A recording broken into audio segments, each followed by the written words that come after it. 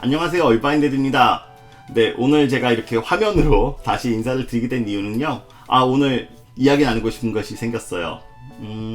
오늘 얼바인데드가 생각하는 주제는 미국에 사는 한국인에 대해서 말씀을 한번 드려보고 싶습니다. 그거 아세요? 재외국민이라는 단어 들어보셨나요? 네, 재외동포. 네, 재외국민, 재외동포. 그 해외에 사는 한국인들을 말하는 건데요. 재외국민 숫자 몇 명인지 혹시 들어보셨어요? 750만. 되게 많죠. 저도 사실 제가 미국으로 오기 전까지는 이런 숫자에 대해서 별로 생각해 본 적은 없어요. 한국에서 이렇게 살다 보면 뭐 해외 나가는 사람까지 뭐 궁금하고 이러진 않잖아요. 근데 제가 이제 해외에 나오고 특히 이제 미국에 나와가지고 이제 수년간 이렇게 살다 보니까 어느 날 궁금해지더라고요. 과연 한국인들은 얼마나 밖에 살고 계실까? 그래가지고 한번 제가 궁금해서 조사를 한번 해봤고요. 재외국민만 750만입니다. 그러면 한국 인구가 한 5천만 되잖아요. 그러면은 750만이면은 한 거의 뭐 한 6분의 1 정도 수준의 인구가 되는 그런 상황입니다. 되게 많습니다. 실제로 보시면 저도 한국에 있을 때 생각을 해보면 내 가족이거나 내 친척 중 어떤 좀 가까운 집안이 대부분 한 집 정도는 해외에 나가 있지 않았나요? 네, 보통 그랬던 것 같아요. 그래서 그 750만이라는 숫자가 그렇게 만들어지는 것 같고요. 그러면 그 750만이란 그 재외 국민들 중에 과연 어느 나라에 가장 많이 나가 있는지 또 궁금하지 않으세요? 보통은 중국하고 일본이 되게 가깝잖아요, 한국하고. 그러다 보니까 좀 편리하고 가까우면 아무래도 좀 더 친숙해서 더 많이 나갈 것이라 생각하는데 1등은 미국입니다.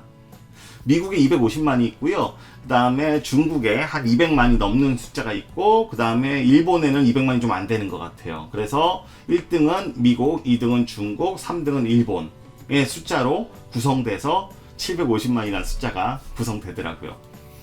미국이 250만, 정말 많아요. 저도 미국 오고 나서 살았어요. 와, 정말 많은 한국인들이 여기 살고 계시는구나. 네, 생각이 듭니다. 그러면 조금 더 세분화해서 제가 말씀드릴게요. 미국에 250만이라는 숫자가 있는데요. 그 중에 가장 많이 한국인들이 사시는 곳은 LA입니다. LA 지역에 한 70에서 80만 정도 한국 분들이 사신다고 얘기가 되고 있고요. 그 두 번째는 뉴욕. 뉴욕이 한 40에서 50만 정도. 네. 그 다음에 세 번째는 저 얼바인들이 살고 있는 오렌지 카운티. 얼바인 포함한 오렌지 카운티가 보통 한 25만 정도 얘기하니까 뭐 2, 30만 정도 인원 산다고 하고 있습니다. 그러면 저 얼바인 이 오렌지 카운티하고 LA하고는 그래도 꽤 가깝잖아요. 하나의 생활권이고. 그러면 이쪽에만 저희가 보통 얘기하는 게 아까 말씀드린 LA 시티 외에 또 LA 북부나 LA 동부에도 한국인들이 꽤 사시거든요. 그래서 이 LA 근방 오렌지 카운티 포함해서 남가주에 사시는 인원만 한 120만 정도를 봅니다. 그러면은 아까 250만 미국 인구 중에 한 절반 정도는 이쪽 남가주 지역에 몰려 있다. 이렇게 생각하시면 거의 맞습니다. 그러면 조금 더 제가 자세히 말씀드리면, 그럼 이쪽 LA나 뉴욕 외에 과연 어떤 도시에 또 한국인들이 많이 사시냐고 물어보시면 답은 명확합니다. 왜냐면 대한항공 국적기 있잖아요. 네, 대한항공 국적기가 미국의 주요 여러 도시들을 취항을 하는데요. 아무래도 국적기는 한국 사람들이 주 고객이기 때문에 한국 분들이 많은 곳에 취항을 합니다. 네, 그래서 대한항공 국적기 취항하는 도시를 보면 딱 알 수 있어요. 이쪽 서부 지역에서는 LA권 외에 저 위쪽에 보시면 시애틀 취항하고 있고요. 네, 물론 그 바로 위에 밴쿠버도 또 취항하는데 밴쿠버는 이제 캐나다니까.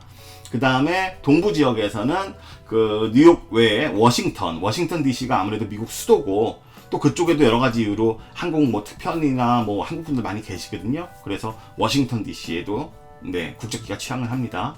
그리고 시카고. 네, 시카고에는 아무래도 학생들이 많아요. 한국 학생들이 옛날에 학교들이 정말 많았기 때문에, 물론 지금도 그렇고요. 그래가지고 그쪽에도 또 국적기가 취항하고 있고요. 그 다음에 또 말씀드린 대로 토론토는 근데 미국이 아니죠. 네, 그 캐나다의 토론토에도 국적기가 대한항공 국적기가 취항을 하고 있습니다. 그리고 남부 지역으로 가면 네, 요즘 뜨고 있는 애틀란타 조지아 지역 네, 그쪽에 국적기가 들어가고요. 그 다음에 약간 더 벗어나서 텍사스 지역, 텍사스의 휴스턴하고 달라스 네, 이곳에도 지금 대한항공 국적기가 들어갑니다. 지금 몇 군데 얘기 드렸죠. 지금 제가 말씀드린 지역들은 국적기가 들어가려면 최소 인원이 한인 인원이 한 10만원 넘어가야 돼요. 그래야지 국적기가 들어갈 만한 그런 장사가 되나 봐요. 그래서 지금 말씀드린 도시들, 시리들은 다들 한국 분들이 한 10만 이상 되신다 보시면 되고요. 아까 넘버 1, 2, 3 말씀드리고 4는 애틀란타예요. 애틀란타 조지아 지역에 지금 한국 분들이 한 25만 정도 얘기하고 있습니다. 그 다음에 5는 아까 남쪽에 텍사스 지역, 네, 휴스턴 포함한 달라스 지역까지 하면은 인원이 거의 한 20만 거기도 넘어가는 걸로 알고 있습니다. 그래가지고 요 거의 5지역에 대부분의 한국인들이 거주하고 계시고요. 좀 뭐랄까 미국 내에서 이주도 많이 하고 있습니다. 보통은 어떻게 많이 내려가면 보통 북에서 남으로 많이 내려가세요. 뉴욕이나 시카고에서 좀 도시들이 좀 상당히 크잖아요. 그리고 도시가 너무 크고 힘들어 하시는 분들, 그리고 또 좀 은퇴하시고 나서 따뜻한 곳 가서 살고 싶어 하시는 분들, 그쪽이 되게 춥거든요. 그래가지고 그런 분들은 이렇게 보통 내려오세요. 내려오시면은 아까 말씀드린 애틀란타 조지아나 아니면 텍사스 달라스 쪽으로, 휴스턴 쪽으로 많이 가시는 분들이 계십니다. 그리고 이쪽 캘리포니아도 마찬가지예요. 캘리포니아 같은 경우에는 뭐 미국 전체로 본다면 날씨는 이쪽 캘리포니아가 제일 좋아요. 하지만 캘리포니아는 여러 가지 이유로 물가가 사실 좀 많이 비싸거든요. 그리고 또 사람들도 가장 많다 보니까 뭐랄까 한인들 사회 내에서도 다른 지역보다 경쟁이 훨씬 더 심한 것 같아요. 네, 그래서 이쪽에서 뭔가 새로움을 찾거나 아니면 변화를 주고 싶어 하시는 분들이 보통은 이런 분들도 텍사스나 조지아 쪽으로 많이 가세요. 그래가지고 인원들이 북에서 남으로 이동하고 있다. 그리고 서에서 동으로 이동하고 있다. 생각하시면 됩니다. 하지만 캘리포니아는 인원이 빠져나가진 않아요. 왜냐면 보통 캘리포니아가 우리 한국에서 보통 캘리포니아가 가장 익숙하기 때문에 한국에서 들어오시는 분들은 캘리포니아가 제일 많습니다.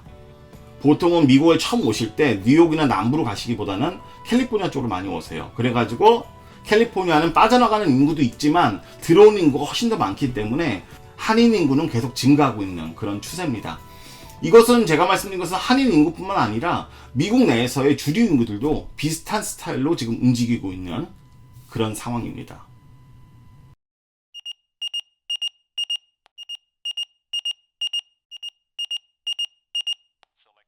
어때요? 제가 오늘 그 미국의 한국인에 대해서 좀 통계적인 숫자, 그리고 잘 모르셨을 수도 있는 그런 뭐랄까 지역에 대한 간단한 포인트를 잡아 드렸는데요. 이해가 좀 되셨나요? 만약에 미국을 처음 오신다면 나는 어느 지역을 선택할까 한번 감이 좀 오세요. 간단히 한번 제가 정리 한번 할게요. 만약에 한국과 가장 유사한 그런 도시적인 모습을 원하신다 하면은 당연히 뉴욕입니다. 네. 뉴욕은 그런 느낌이라 보시면 될 것 같아요. 미국 같지 않아요. 네. 미국이라기보다는 그냥 도시라고 보시면 될 것 같아요. 만약에 내가 한국의 서울에서 살고 있었는데 미국에 살지만 그런 생활 패턴, 비슷한 패턴을 도시 패턴을 그대로 가져가시고 싶다. 그러면은 뉴욕으로 가셔야 됩니다. 하지만 나는 한국에서 살았지만 정말 좀 미국다운, 여유로운 그런 삶을 원하신다 하면은 사실은 남부 쪽으로 가시는 게 맞아요. 네, 아까 말씀드렸던 뭐 휴스턴이나 달라스나 아니면 뭐 조지아 애틀란타나 네, 이런 쪽으로 가시는 게 맞고요. 그쪽이 조금 더 여유롭습니다. 그리고 나는 예를 들어서 뭐 좀 미국 와서 좀 한국에서 뭔가를 좀 잘하시던 분들이 있잖아요. 자기의 전문 분야가 있으시던 분들. 근데 미국에 와가지고 그거를 좀 뭐랄까 빨리 좀 업그레이드 시키시고 싶은 분들, 그러려면 아무래도 미국에 와서도 한국 분들의 도움을 좀 받고 한국 분들하고 함께 뭔가를 이끌어나가면 좋잖아요. 그랬을 때는 비즈니스적인 측면에서 먼저 캘리포니아로 오셔야 돼요. 미국 전체에 대한 비즈니스는 대부분 캘리포니아에서 이루어집니다. 예를 들어서 뭐 한국의 어떤 기업에 대한 미주지사 이런 것들이 사실은 대부분 다 캘리포니아 쪽에 있어요. 이쪽 남가주 쪽에. 그렇기 때문에 그런 비즈니스적인 측면, 그 다음에 뭔가 좀 이쪽에서 좀 빠르게 성장하고 싶다 하시면은 사실 다른 지역보다는 이쪽 남가주 쪽에 오셔야 좀 더 많은 서포트를 받으실 수 있습니다. 다음에 나는 미국으로 오고 싶은데 사실 비용을 최소화하고 싶다. 그러면 또 남부로 가야 됩니다. 네, 뉴욕 지역이나 이 캘리포니아 지역은 생활비가 상당히 비싸요. 그렇기 때문에 생활비가 좀 더 저렴한 곳을 찾으신다면 남부 지역. 그래서 요즘에 남부 지역이 그래서 사람들이 좀 계속 많이 몰리고 있는 것 같아요. 네, 그렇게 보시면 됩니다. 그리고 나는 이것저것 다 따지기 싫고 날씨가 제일 좋은 데가 좋아. 그래도 캘리포니아죠. 네, 캘리포니아의 그 지중해성 날씨는 정말 좋고요. 보통 이쪽 동남부의 그 플로리다 쪽도 날씨가 좋다고 하잖아요. 그런데 그쪽엔 상당히 좀 습해요. 열대기후처럼 상당히 습하기 때문에 좀 뭐랄까 한국의 그 한여름처럼 그런 습함을 느낄 수 있어가지고 좀 그렇게 쾌적하지는 않습니다. 그러니까 우리가 보통 미국의 이런 해변들 보면은 막 이렇게 햇살 내리쬐는 해변들 보면 캘리포니아 해변들 멋있고 플로리다 해변들 멋있는데 그 안에 숨어있는 그 습도는 네, 캘리포니아는 그래도 상당히 쾌적하고 이쪽 플로리다는 좀 축축한 그런 느낌입니다. 그래서 날씨는 네, 플로리다가 사실 좋진 않아요. 그리고 또 그쪽은 토네이로가 상당히 좀 자주 일어나잖아요. 그래서 자연재해도 좀 걱정스러운 그런 모습입니다. 물론 캘리포니아도 단점이 있죠. 지진에 대한 두려움은 항상 안고 살지만 그냥 뭐 잊고 살면 잘 모릅니다. 가끔씩 그냥 뭐랄까, 아 맞다 너 어제 저녁에 그 지진 느껴봤니? 뭐 요정도 일생생활에서 사람들하고 얘기하고 지낼 정도지 그렇게 뭐 지진 때문에 정말 위험함을 느낀다? 그렇지는 않습니다. 네, 오늘 어떻게 좀 영상 도움 되셨나요? 아침에 일어나가지고 오늘 영상을 저희 주말이거든요. 그래서 하나 찍어야지 하고 생각하고 있었는데 어떤 얘기를 한번 해볼까? 일단 가장 기본적인 그 미국에 대한 한국인들에 대해서 기본적인 얘기부터 한번 시작해보자 생각 들어가지고 주저리 해봤습니다. 끝까지 봐주셔서 감사하고요. 네, 구독과 좋아요 누르시는 거 아시죠? 네, 감사합니다.